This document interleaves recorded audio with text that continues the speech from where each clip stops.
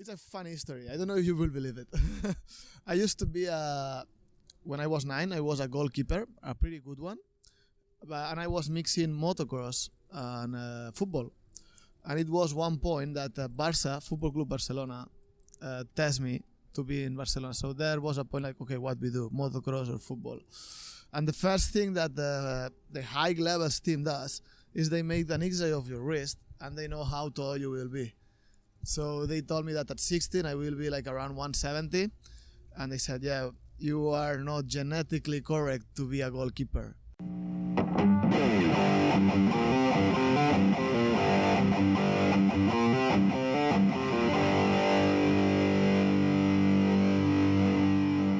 Welcome back to the Riders Lounge podcast for the third installment of this new podcast series focusing on freestyle motocross and anything else to do with action sports. If this is your first time here, I am your host, Steve Sommerfeld, and I'm in the extremely lucky position to catch up with some of the biggest names in the sport and bring you their stories from around the world. If you've enjoyed the first couple of podcasts and forgot that new ones were coming out, just hit the subscribe button in your podcast player while you're listening now, and even jump over to our pages on Facebook and Instagram, which is simply at Riders Lounge Podcast, and follow for more content between every episode. This episode, I managed to grab Marc Pinyol on the second day at Night of the Jumps in Berlin for a completely different Freestyle of Nations event. Riding for Team Spain, Pinyol just had his siesta before the pit party, where we invite all of the crowd to come down, meet the riders, and get on the actual freestyle motocross course. Get up close and personal with the moto guys, the mountain bike guys, and the psycho dolls. Get more information on the track layout and whatever else you want to know. So you'll be able to hear a little bit of commotion in the background of this recording as we were on the track during the final setup after training.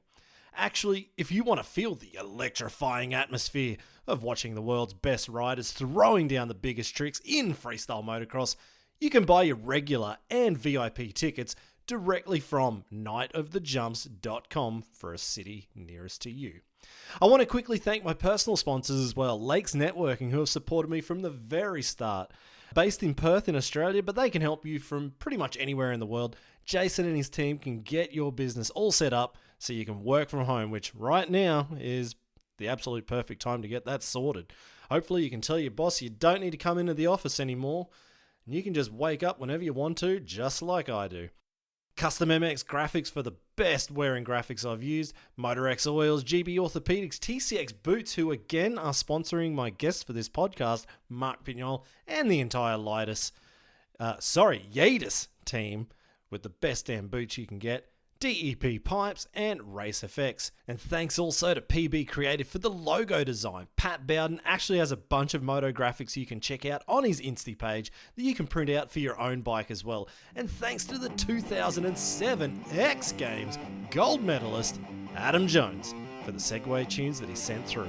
I know he's just started up his new CBD oil company as well, I think purely to keep his old body going in FMX, and if that's what makes him so damn stylish, then maybe I need to get my own power-up CBD oils as well. Maybe it's time for my comeback. Also, thanks to Ryan Wyatt for organising the rights-free music, the one-man band of Project Montreal that Ryan had. Check them out actually on Spotify or iTunes while you're there. And High Point Music, if you want to learn from the very best with his online guitar lessons on YouTube. And one of the greatest things about me moving and living here in Germany is understanding just how deep and complex their love of beer goes. And at the Rothaus Brewery, this is evident in their philosophy to producing exceptional beer from the very best ingredients available. From the pure mountain spring water and regionally produced malt hops and yeast, Rothaus have produced the full body taste of Tannenzapfler alcohol-free beer. Thanks to Rothaus, you can enjoy their beers not only in Germany, but all around the world. My next guest has been pushing the limits of freestyle motocross for a fair few years now, and while he's had some ups and downs with injury and he's still relatively young, he has also managed to innovate the sport by creating his own Body Varial, the Inside Roll. He has only just returned to freestyle motocross competition in the past few months, and he's ready to tear it up again at the Freestyle of Nations event at Night of the Jumps. I managed to catch up with Marc Pinyol between his siesta and the pit party for a fairly quick chat, And we could have went on forever, but we did have our own jobs to do and we had to get moving. So I hope you enjoy this new episode with Pinyol. Here we are, Marc Pinyol, second contestant on the Riders Lounge podcast. And yesterday we had Navas. It was the first time I even unboxed this stuff, and audio came out pretty good. We're going to try it again. So, yeah, thanks for coming, Mark. You're welcome and to invite me. Here we are at Night of the Jumps. We're inside the Mercedes-Benz Arena in Berlin. And you rode for Team Spain last night. You Yes. created a little bit of history. Tell us what you got up to. Today, well, I will try to improve my round a little bit. I made few changes in practice because I was not feeling so good with some tricks in some ramps, so I changed it, and I will try to add another big tricks, and of course try to make the scissor lift drop super flip down better than yesterday. Yesterday I was kind of nervous, was feeling a lot of movements up there, but I'm more calm today, so I think we'll go better for sure. And Team Spain, they were in third position last night. Yes. But not by a long way. So I think a couple of mistakes in the runs probably did hurt a little bit, but watching practice today, it looked a lot better. Yeah, I think like we talked between us a little bit, so we made that changes. It's hard actually to beat Germany and Team Wall here. They are so strong and really good riders, but I think we'll be closer tonight for sure. Yeah. And tell us a little bit more about this new trick that you've just done.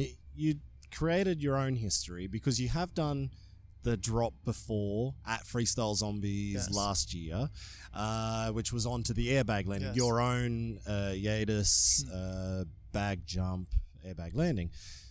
But to go from that with probably not much training to doing it to dirt here in front of a crowd, what did that feel That's like? why I was so nervous up there yesterday, because as you said, I didn't have a lot of training to practice it because I was pretty busy with other shows and all that.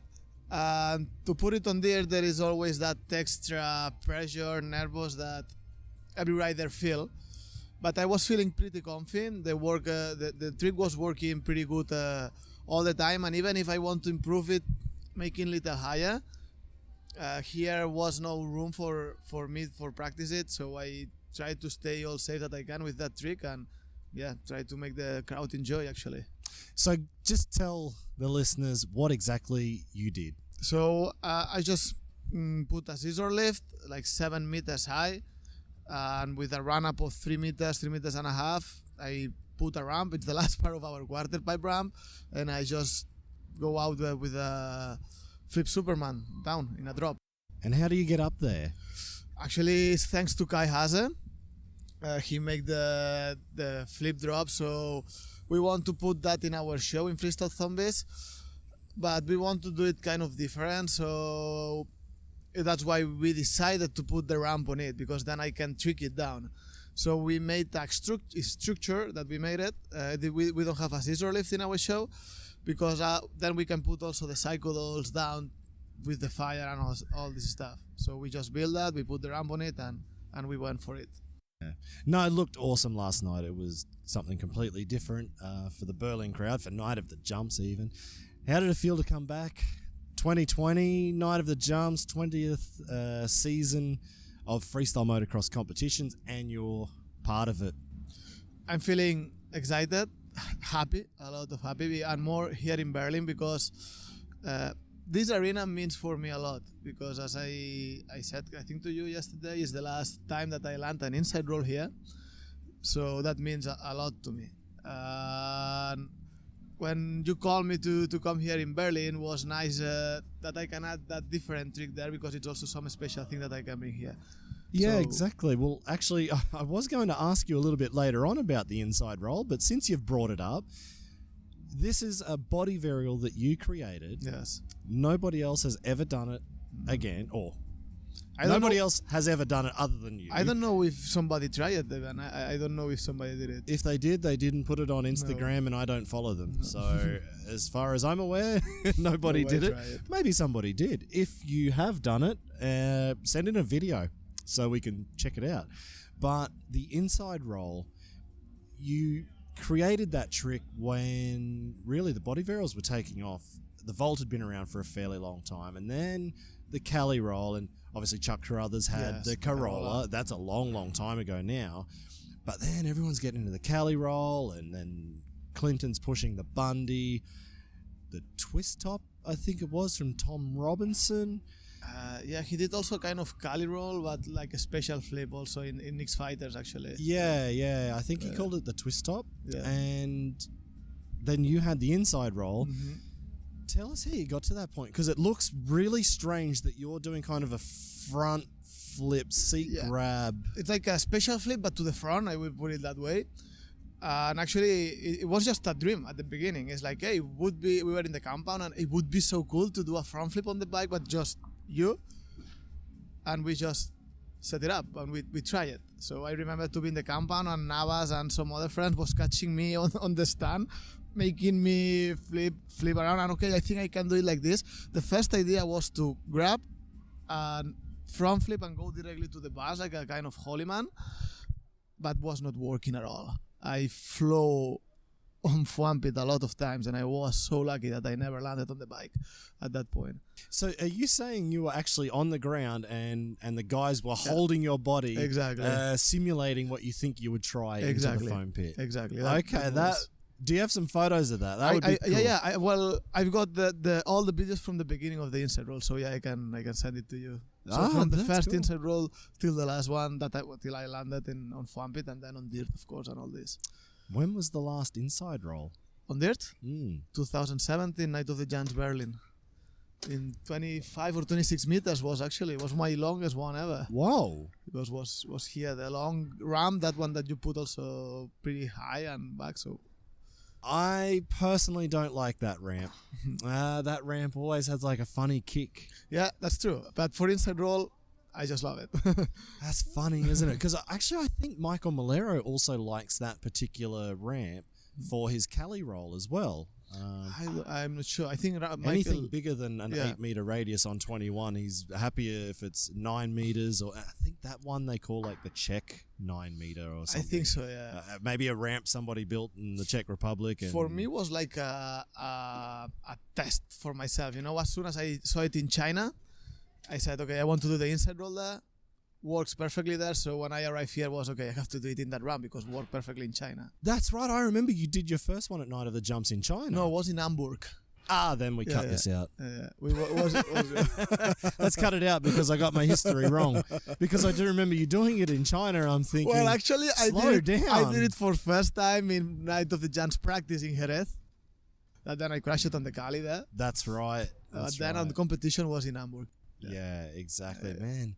I do remember seeing you in China. I'm like, what are you doing, man? Slow down. You were going there to win. I remember, and actually you did the egg roll. I remember it looked like your front wheel was landing while your back wheel was still on the... It was kind of a sketchy, the setup there for the egg roll, actually. But yeah. Yeah. So it's been a long time now since the last inside roll. Yes. Why? Well, I broke my arm pretty badly.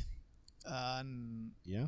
I supposed to be retired after that broken hand. Retired? Yeah, that's what the MotoGP doctor at said your to me. ripe old age of how old? I was 25th when I broke it. No, 24. 24 and you were thinking of retirement? No, I didn't think about retirement. It was the doctors who told me that I would not be able to ride again anymore. That they will try to save my hand just to grab some dishes or glasses or even to cut with a knife. That was a really bad broken. And it took me 2.5 years to get used again to ride good and to not feel pain. So I was riding again after 8-9 months, but not good. Was not feeling good. Was feeling with a lot of pain even riding till 7 months ago. That is when I start feeling good again. That's crazy. So you're really just on your rebound now. Like you're just starting to feel it and come back into freestyle motocross. Well, I'm glad you're looking so good after so long off the bike. I'm feeling in my best right now, actually. Awesome. Well, I guess that's why you created history last night. Have you got any other crazy ideas for tricks? Yes, but I will keep it with my own. We don't get any exclusives? That's a shame. I got some ideas with the scissor lift, maybe just to flip up, flip down, something like this, but I will need to try it carefully. Yeah. But step on, step off. Yeah. but I still got the inside roll in my mind. I would love to do it again, but it will take me a while, mentally at least. Yeah, Because I will not go to foam pit. I want to do it directly on the airbag. That's for sure. Yeah. What's the difference between the airbag and the foam pit for you? The foam pit, if the bike lands, it's stuck there, so you land on the bike for sure. In an airbag, the bike can roll out, and then you can land also in the airbag like with no problem. Yeah. So with some tricks, I think it's better the airbag than foam pit. Yeah, I have the feeling, because I never liked foam pits. I hate foam pits with a passion, but I spent a long time in there because I was just too scared to take the damn backflip to dirt. I think I started in 2006 at Shuey's house, and he was kicking my ass, saying like, "Crusty Demons want to put you on tour, but you need to do a backflip." Yeah, I'll do it. I'll do the backflip, and I could do it perfectly in the foam pit. I was just too scared to go to dirt, and then I think it's a big step. yeah, a huge step, and I guess I had 2 or 3 years with Shuey, and then I was riding a lot with Clinton Moore. Okay. And in the end, Clinton just told me in 2012, "I am not pulling you out of this damn foam pit one more time. Like, go to dirt. Stop stuffing around here." And I finally went to dirt after 6 years. So I missed the glory days. But once you landed, you realize like it's better than foam pit. Yeah, I hated the damn foam pit. And as soon as I landed, I went, "Okay, perfect, done." Yeah. No more foam pit. No more foam pit. I only ever went into a foam pit one more time because I think I flew to Perth to do a narrowing competition in Australia. It was a huge comp, and I was borrowing a friend's KTM, but he had I had the swing arm. He did.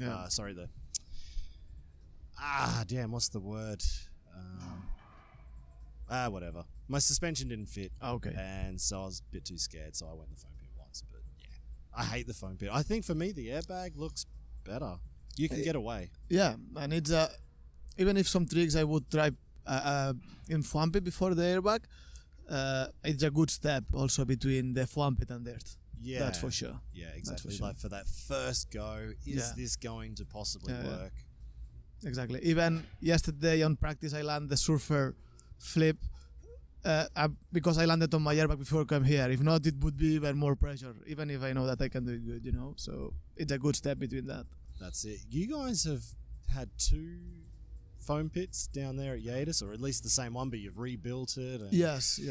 Trying to make it better. Yes. Are you looking to get like the big airbag, basically like the foam pit? Yeah. Is that the next step for you guys? To put a big airbag next to the foam pit, or you know, like the one you just send it into, that's like the same size as a foam pit. Yeah. You just send it. No, we were thinking about removing the foam pit and put the airbag, but once we were at Travis' house, we realized that it's better to keep the foam pit. Okay. Because the square airbag, okay, it's good, but also I think it's good for a step between foam pit and dirt, for example. Yeah. Because then in the square airbag, if the bike lands, it's not running away. You also land on the bike, and it's even lower because there is no air.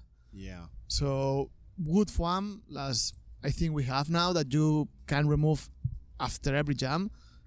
You get super soft. You can go deep, even too deep sometimes. Yeah. And it's safe. It's safer at least than before.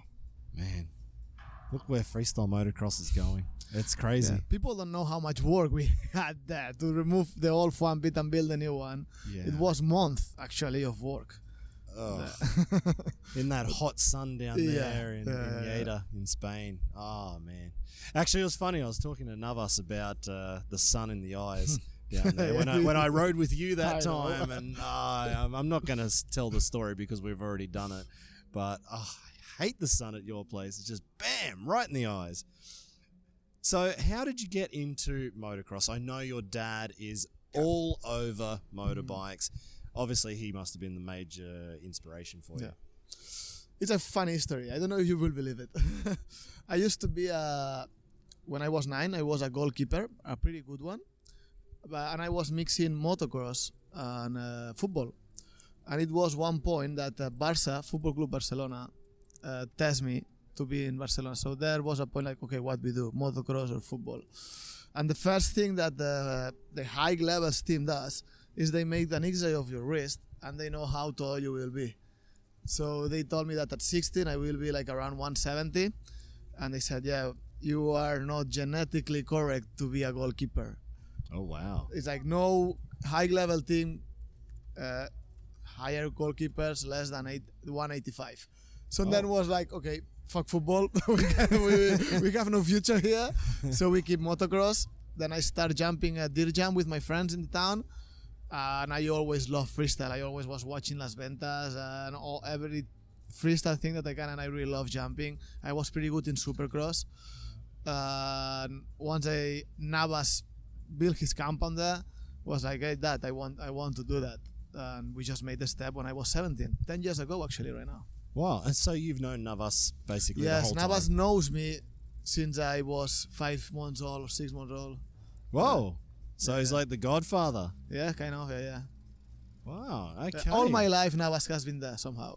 That's cool. And so with your father, he does a lot of enduro riding, I know. We were talking last time, I think it was in Bulgaria. He came. Yeah, he was there too. We were talking about Morocco. I just did my trip to Morocco thinking, I could just live here and free ride the entire country. It looked like it was the best country in the world for free riding, and he was just telling me all the places he went. So have you done that with him? Have you had a chance to get out? Yeah, I would go. Yeah, he just came back from Bolivia right now, and Peru and all that. So I just right now he's really in the social media, so I'm following all that he's doing. It's like it gives me a lot of inspiration because it's like, okay, he's 55, 56, and he can still do that. So it's like, okay, why I cannot do that at his age, So I really love that.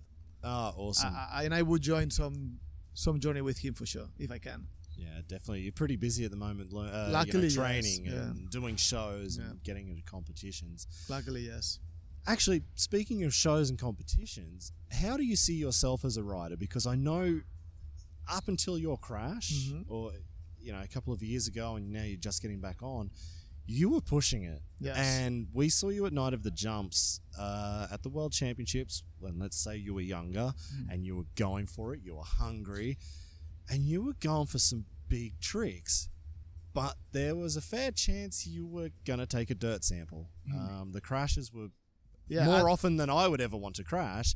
And we thought, whoa, this kid is going hard, but is it all about the competition for you or the shows? Right now, I got a different feeling as before, for sure. And at that ages, my problem was that even if I was not at 100%, I was giving my 100%. And in this sport, you cannot do that. You need to be more smart. And right now, I feel at least that I'm a little bit more smart in that way. So I'm doing what I'm feeling. Even now, I think I start to do big tricks again, or at least some people can think that they are big tricks. And even if you asked me that like 6 months ago, I would say like, right now I'm just in shows world, or even if I go to competition, I will not take that risk, just thinking about show. But this last 2 months gave me a motivation injection again, like, hey, I still feel good. So I still thinking about competition somehow, but in another point. So I don't want to rush to arrive there. So if it take me a couple years, okay, I'm not rushing, and whatever it takes. And if I'm not arriving, I will not care anymore. It have not to be my main goal. Now my main goal is to have fun. And if in competition I'm having fun, that's what I want. That's why we get into the sport, right? Yeah, actually, you started it because it's fun. You looked at it, you loved it, and you watch your heroes doing it. When it starts to feel like a job, and you're not having fun, but you have to have those days, of course, when you're training. You learn tricks, and you hit the bike, you are getting hurt in the foam pit, or you have a crash or two here or there, or you've got to wake up early in the morning and have the sun in your eyes before you go training, before you go to an event or something like that. But if it gets too much, like you're not doing it for the love, I think that's where you come to that point. You go, the thing why was, do I bother? At that point, I was risking too much, not just in competition, also practicing. So because I was practicing a lot and I was doing every day, all my round, all that I can. And it gave me a lot of pressure. The varials was giving me a lot of pressure. So also this time that I decided to step aside the varials for a while, and get focused in some other kind of tricks that I really was my wish tricks actually also, and I'm feeling good right now. I'm feeling like in some point like I can get to varials again, but I still want to keep it little side, for my mind. I think it's also good. Yeah, exactly. But then you say that, and yesterday in training, you just did a surfer takeoff to tsunami backflip. But I was feeling super good with that trick. That's your fault, actually. My fault? Yeah. You just drove 36 hours to get here. When I call you, like, hey, will be super kicker there, and you told me, no, I said, oh, okay, so what about if I try the 2 tricks that I had, the super kicker and long distance, and work perfectly? Wow, okay, at the first try. I was like, oh, fuck, now it works. Okay, I got a couple of weeks to get ready, and if I feel good, I will, and if not, not. And I was feeling super good, so that's why I went for it. And the other trick? Flip cliff-on. And? Was perfect, actually. Yesterday night, I think was one of my best flip cliff-ons I ever did. You're welcome. Thank you. I didn't know I had any part in that other than... yeah, you had it. Other than sending you on a 36-hour trip from Yeda to Berlin, driving up with your quarter pipe, the start of it to do this step down. Yeah. There was no other way. You had to drive, basically. You couldn't just fly in and jump on a bike. So I like to drive. That's also a good point. Well, there we are kindred spirits because I love driving as well. I was just down in Portugal. I didn't drive past Yeda. I went past Biarritz and in that direction. I love driving. I could just keep driving. If you ask me to go drive to the next night of the jumps in China tomorrow, let's go. I'll go. If you want to come on a road trip with me, let's go. I go. Maybe we put 2 bikes in the back. Hey, I'll have a chat to the bosses. Let's see if we can do it for this year's China. There is few compounds from here to China, actually. There should be. Well, we know the guys in Russia. We can go see Furs, FMX, and go see Nick and them. Yeah, that's cool. Yeah, there's a few. Well, actually, I think Russia is the last stop. Until China, there is no more compounds. Yeah, true. Yeah, but there's a lot of ramps in China that are just sitting around. Okay, yeah, that's true. I remember when I was there first time, like they just built that quarter pipe that nobody wants to hit it. And yeah, that's why we put it as an egg roll. Is that how you got the rock, paper, scissors and you jump first? Yeah. Well, I was the only one who jumped there. That quarter pipe, I was the only one who jumped it. Well, there you go. Yeah. Making history in China.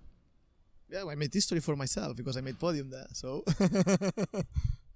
Tell us about that.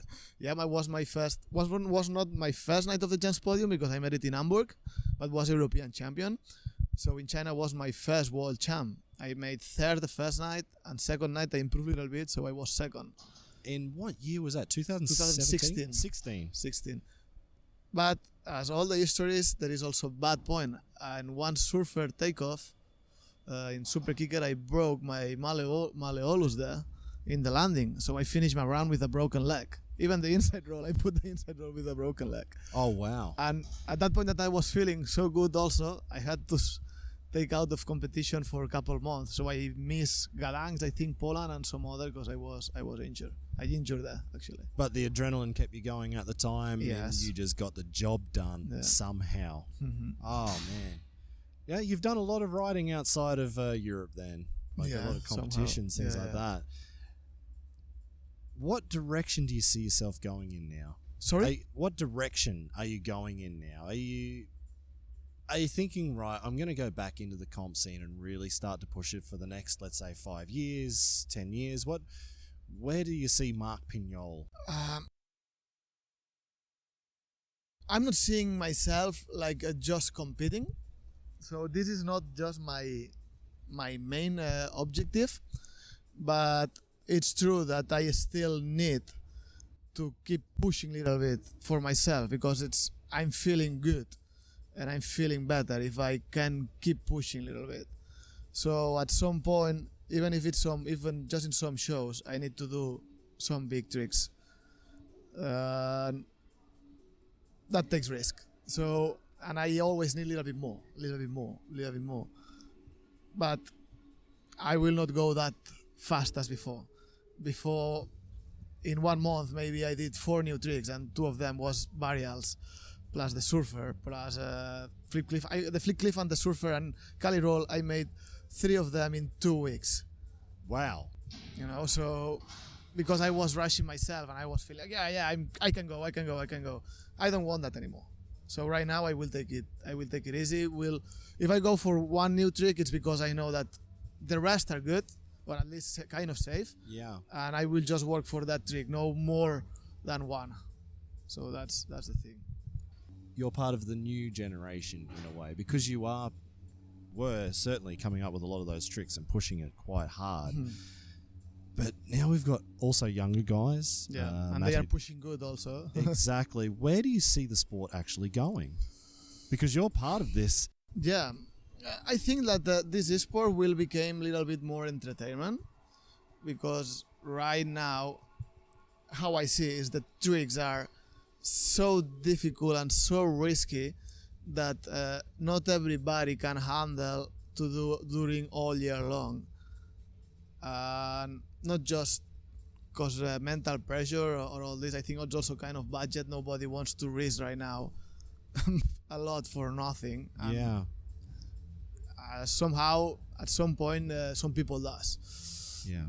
So I think will be more entertainment sport, but also big competitions will have to be there also to keep the sport pushing. And I hope X Fighters is coming back this year. So I think this is so good for the sport. Yeah. And it will keep people thinking like, okay, I need to risk if I want to ride there. Yeah, exactly. I find if you don't have the sporting side, the shows will die as well. Like you still need to push. Yeah. So competition will be there, but also some show things have to be there also. Yeah, exactly. Like it almost feels like the sport has to change. It has to evolve, especially for, let's say, the big tricks, to keep people excited about big tricks, that you still always go big. You don't just say, he's doing tricks from 2006, which was the double flip. But in a way, like, the tricks still do have to go forward, but they have to be safe. Yeah.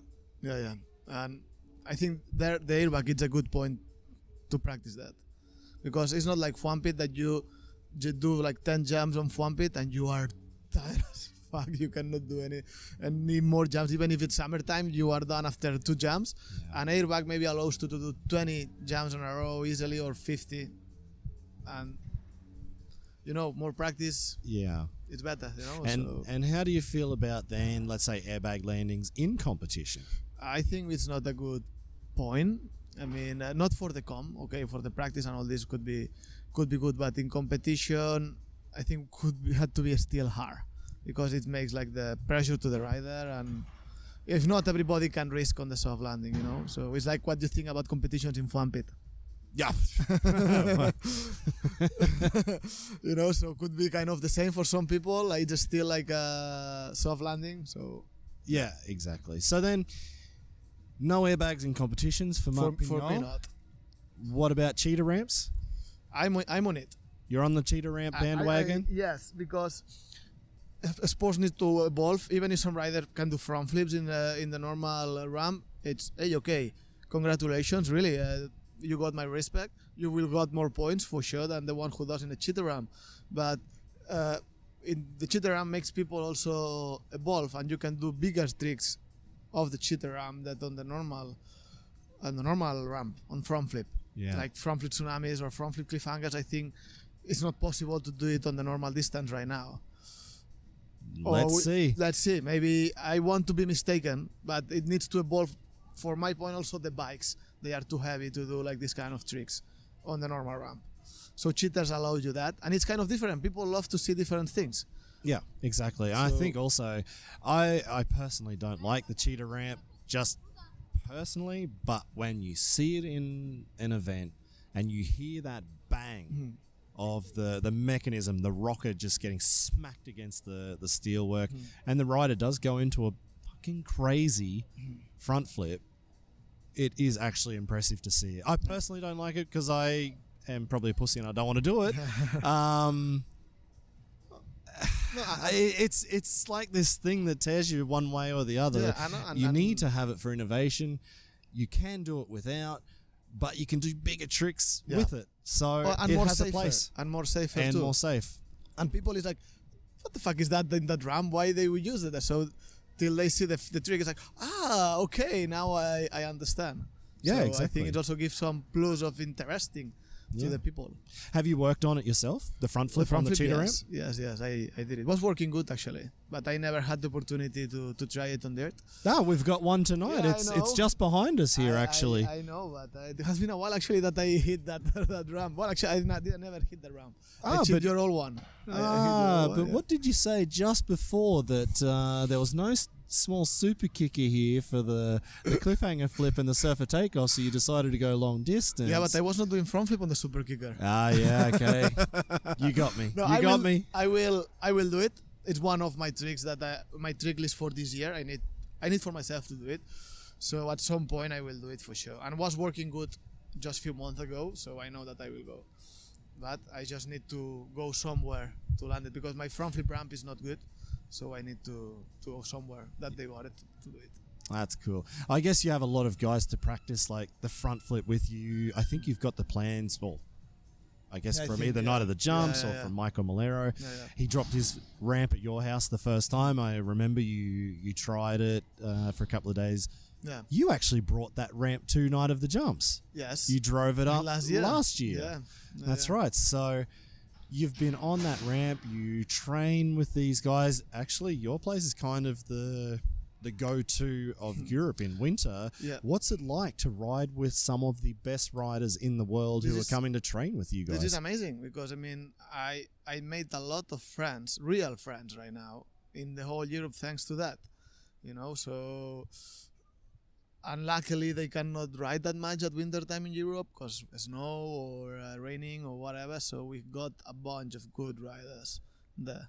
Because we are close to the airport, we are close to the border, and the compound, it's a good compound.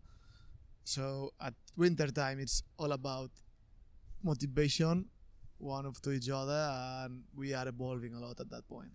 Yeah, like I see on Instagram a lot, like let's say Seb Westberg, he comes down from, where is he, Finnish? Yeah, He's Finland. From Finland. Ronaldo's there sometimes, I guess. Yeah, Ronaldo's not living far from us, so he comes sometimes. And give us an idea of the guys that come and like obviously. For example, Kai is coming also every year. Kai Hase. He loves a road trip. Yeah, also he got a bike down there, so for him it's easy. Also some Swedish rider, Victor Markusson. He came also a few times. The Italians, Davide Rossi, for example, or Leo. They also came. The truck drivers from Italy. The truck drivers from Italy also, and the French riders also came a lot. Like. Some riders from Burdeos that they got Julian Manon, for example, he came also a lot because he got a lot of rainy days there. Czechies, we are the place for Czechies. Yeah, holiday destination from Czech Republic tourism is Jeda. Unluckily, this last year not anymore because Libor, unluckily he got this bad injury, and Philip was pretty busy this winter. So with Libor and Philip, the rest are not coming, but when Libor and Philip were coming, maybe there is some point that we had like 9 or 10 riders from Czech Republic. Whoa. Some riders that I didn't know that they exist till they arrive there. So you need to have like a ticketing system or a booking system to even jump your own jumps. There'll be so many riders at one time. Yeah, but actually we got a lot of things. I think one day we were like 25th riders, but even if we are that much, it was pretty dynamic because we got like the double line, we got the foam pit, we got like the normal setup freestyle. So they split pretty good. You know, some of them were just having fun on the double line, some of them were improving on foam pit, and the other was just going on dirt. So, and because the landing is pretty big, it can afford a lot of riders. And even if we were 25, you were not feeling like you need to wait that much. Oh, not so bad. Yeah. So you don't get angry surfers, you took my wave. We were not, we put a ticketing. And that's all, yeah. Ah, that's awesome. And so obviously the guys are going to turn up. And Alex Porsing is coming also a lot, sorry. Alex Porsing, I think. He comes also a lot. So you're going to have a lot of riders there. It's in winter, European winter. So obviously we come into, let's say, the World Champion season starts usually February, something like that. Or any other competition that's going on in the world. The riders kind of need to start the season with maybe not a new trick, but they want to start solid. Yeah. So you're going to see them possibly training new tricks that up until then maybe they hadn't shown anybody in summer at their home. How does that work with a whole bunch of riders? You're like, oh, they're going to... If I do it at the Yater compound, all these guys are going to go home and learn my trick, and in 6 months, I've lost it. Is that kind of a feeling that happens there, or am I just reading into it too much? No. For example, Libor Podmol, when he did the surfer takeoff, he did it there for first time. Okay. And for us... And he started the whole thing. Yeah. He started, and look now. So you can see that there, and for us, that doesn't care. I guess for the riders neither, because they are there for practicing also. As soon as you don't steal it, and they can do it fast now, it's okay. But this is good. This is good because it also keeps everybody pushing. And when you see Libor doing that, for example, okay, maybe you will not do at that point, but you think, oh, maybe I can try another trick, because, come on, he's starting some new trick, so I also want to... I have to go in the same competition as him in a couple months, so I need to do something because I saw him doing it. So he goes also for another big tricks, and this is like a chain, so every rider have to push himself. Yeah, so then in a way it's better, of course, that you do that. I feel that personally, but it's not like you're going to steal his trick or somebody else will. No, I know he's going for that. I need something different, something better. Normally is what it happens there. So when I see, for example, Libor doing for surfer takeoff, I didn't see anybody does it till his brother did it actually, or Luke also maybe did Luke, it. I think, yeah. So after Libor, it took a few months actually. Even if when I tried, it was maybe a year after Libor did it, because I was focused in some other stuff. So it depends also what you're focusing. And so it's absolutely the complete opposite of X Games preparation, where guys are away for 6 months. They've almost shut down their social media in a sense. That, nobody's allowed to turn up. Turn your phones off. They're completely opposite at Yater. They're not. If you want to film, you can film. As soon as the rider don't tell you, please don't film it or please don't post it. Yeah. It's okay. For example, I didn't post my surfer takeoff long distance because I want to keep it as a surprise also. Surprised me. Yeah, that's my point. But surprise the judges. I will tonight, I guess. I hope so. So yeah, but if you do it, it's okay. I mean, the esport needs to be seen also, and it's okay. I don't care. At least I don't care. Exactly. There's only... Well, it used to be 8 riders at X Games. Now it sort of feels like 6 riders at X Games. So there's a very, very small chance of even the best riders even getting their invite. Is X Games on your radar? Have you got something that you're thinking in the future to go for X Games? I would love it. I would like to do the inside roll there. If I got the opportunity, I would love to bring it there, because it was some big competition that I think it could be there. So if now I get the message, I will start working again with inside roll for sure. Would you then go bigger? You've done the inside roll. Would you go, okay, it's X Games, I know I can do the inside roll. Do you go bigger than that? Add a combo? I don't know. I would need to maybe think change about the technique. I don't know. No, change the technique. I already work on it mentally and also in some sheets that I got home. Oh, exclusive. But right now I'm not thinking of another trick, that best trick, for example, that can be there. For example, I was super impressed and respect for Malachi Flip or Rinaldo. It was amazing, but I'm not thinking for that big, for example, right now. Yeah. Not yet. I need still to keep cleaning my round, for example, a little bit. I still struggling for lazy flips, for example. I want to clean it. And as soon as I got all this, maybe I can think bigger again. Yeah, so you're thinking more about the full freestyle run rather than one big best trick. Yeah. Right now, yes. Yeah, because I still can work in some best trick that I had it before and nobody did it. So if I can do that, okay, as soon as I do it again, then I will need to think about, but I still got that trick that I can work. Yeah, exactly. I mean, David Ronaldo, he's been a world champion. He's done so much in the sport. He's got one of the cleanest styles out there. I love watching him ride. I guess for him, when the stupid idea actually that Navas and you guys were talking about in the dressing room came up and he decided to do the Malachi flip, I guess it was perfect timing for him. Yeah. To go for that best trick and work on it. Whereas, you're like looking to push the freestyle. Yes. He did it perfect, and he's doing good actually. And the history how he do it after he broke his foot, so give him a plus of respect. So hats off to David. I really love him as a rider, as a person. It's one rider that I love to ride because it's always motivation there. He can transmit motivation if he is in the mood. He can transmit it super good, so I really like him. Yeah, I completely agree. I've ridden with him a few times, and you just buzz. Like, when he's on, he is on. He's one of the best riders to watch, and you can just see, like, in his eye, you just see his eyes through the goggles, and you're like, he's going. There's fire in his eyes, and something's about to go down. I guess there's going to be days as well where he's like, I'm not into it today. Yeah, but everybody got up and downs. I mean, the abs, it doesn't exist if there is no downs. There is like that. Exactly right. No, I love riding with David Danilo. He's, man, like you say, he's inspiring to be around. A lot. I love to go riding them with him because that. Some days when I need just disconnection of the compound, I go to David's because I need it, and that's all. How far away is he? It's 4 hours. 3.5, 4 hours. Not that much. Yeah. That's easy. You're up there by lunchtime and throwing down with him by 2 in the afternoon. That's easy. I did it a couple of times. I think that I just went in the morning. I arrived there kind of midday, right? I go back home, actually. One day? Yeah, in one day I did it 2 times. I suppose if you got to do it, why not? Just turn up to David Ronaldo's house. Not too many guys can say they do that that it's so easy. Same for him. If he wants to come, he's always welcome there. So that's good. Awesome.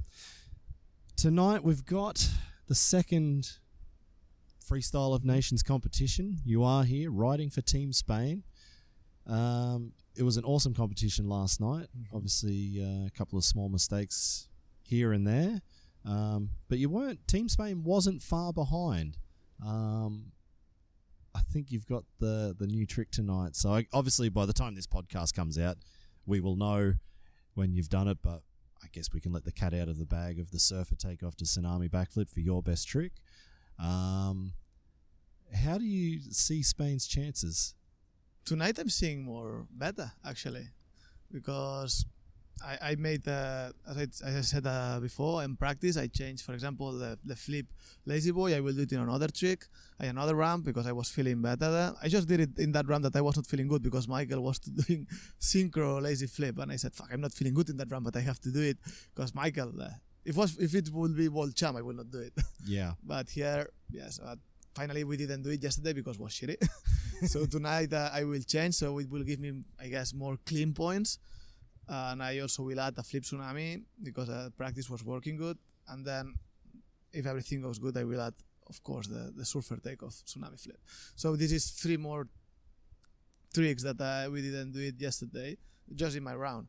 So if tandem also does something new, it's more points. And let's see Michael, what he's waiting for, what he will do. Exactly, yeah. You've got Navas and Rocky, so who you ride with all the time there at Yeda. Doing the tandem. They want to do an extra trick, they told me, and okay, go for it. Why not? It's freestyle motocross. They've already broken the rules by having 2 people on one bike. So obviously Spain is hopefully going to pick up tonight. That's it. Maybe push the world team out of top spot. Michael Malero, 5-time world champion, so he knows exactly what the judges want to see at Night of the Jumps. He's studied the rule book, I guess, from front to back, and his round was perfect for the system, actually. So I think he learnt from Remy Bizarre. Remember years ago, Remy could not be beaten. Yeah, he did the same tricks for like 5 years and almost couldn't be beaten because he knew the system and he was smart. So when it works, it works. You just keep going. It's like this, yeah. And Michael adapted it, and so here you are. You're riding for Team Spain with a 5-time world champion, your buddies. With a legend from us, so this is like this. Yeah, exactly. You got a legend. You got your friends. Just having fun. Freestyle of Nations. What do you think of the concept itself? I like it because it gives us like a kind of less pressure because we just got one freestyle round, so before you got like the qualify plus the final. So sometimes the final, I remember 3 years ago here in Berlin that was 3 landings. So we did 12 plus 1. And I remember to do the last inside roll. Tired, super tired. You just got arm pump. Yeah, tired. And it's like, okay, now I have to do my most difficult trick right now. And at that point, that it's just 1 round, you feel less tired and you still can go for it, you know. So also the pressure is less because you know that you have to do the tricks 1 time less. And then the rest is just to enjoy it. I love to do whips, as you know. I love to do 2 rounds. Yeah, I remember that one in Sofia last year. I thought that was going down. Yeah, that me too. I was feeling like no comeback point. But finally we came back, so it was good. And here you can enjoy more if I'm doing it with Josh Sheehan or with Squibby, that they are also super good whippers. And then the synchro contest. This is my first time actually that I do synchros, and I can do it with Michael. So it's also like, okay, hey, I'm doing synchro with the 5-time world champ. So it's like, yeah, I have to go good, you know, because I got the 5-time world champ next to me. You don't want him turning around going, oh, we lost because Mark didn't keep up and we're out of time. Yeah, so this is the things. And you can have more fun now. Yeah, exactly. Well, I'm going to say thank you very much. Thanks and to you. Good luck Thanks. for you and for Team Spain tonight. And, of course, in the future. It sounds awesome that you're just pushing so much. And you've learned a few lessons in the last couple of years. Yeah. It's important that you've learned them now and not later. So yeah, that's for sure. Yeah, thanks, man. Thanks for being on the Riders Lounge podcast and something new. And we'll see you back here. Won't be a problem. Thanks, Steve. Chew.